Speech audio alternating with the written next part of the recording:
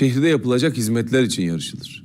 Ve burada ben tüm seçmenlerimizin oyuna bu yüzden talibim. Çünkü ben bunu daha önce yaptım ve yerel seçimde yine metro yaparak, kentsel dönüşüm yaparak, gençlere, kadınlara, burada yaşayan her bir halka, her bir medeniyete, her bir inanca hizmet etme anlayışıyla geliyorum.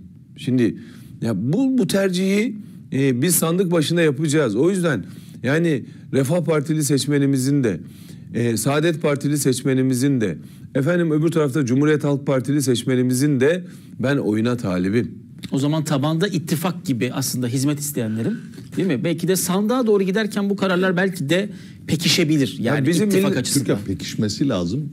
Anadolu'yu geziyoruz. Mesela çoğu yerde şöyle bir şey gözlemliyorum. Emeklilere yeteri kadar zam verilmedi. Onun için ben AK Parti'yi cezalandıracağım. Kimi seçeceğim? Filancayı. Seçtiğin vakit cezalandırdığın kendin olmayacak mısın? Evet. Ya bu genel seçim değil. Yerel seçim.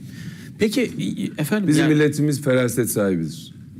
Yani o sandık başına gittiğinde çocukları için, geleceği için en iyi kimse o partiden, o seçmenden veya oradaki adaydan yana tavrını net bir şekilde koyar. Geçmişte biz hep sahadaydık.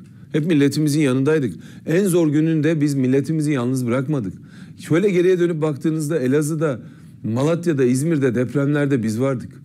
Kastamonu'da, Rize'de, Bartın'da, Giresun'daki sellerde biz 2 saat sonra milletimizin yanına koştuk. En son Asrın felaketinde ben günlerce orada kaldım. 5 yıl bakanlık yaptım. 5 yıl bakanlıkta 81 ile gittim. 550 ziyaret yaptım. Bu ziyaretlerin bazıları aylar sürdü, aylar.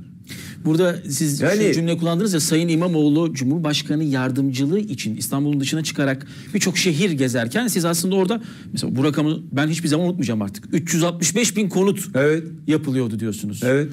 Yani İstanbul'a kim daha fazla önem veririn seçimi aslında bu. Doğru anlatıyorum değil mi efendim? Biz aynesi iştir kişinin, lafa bakılmaz. Bizim aynamız işimiz. Yani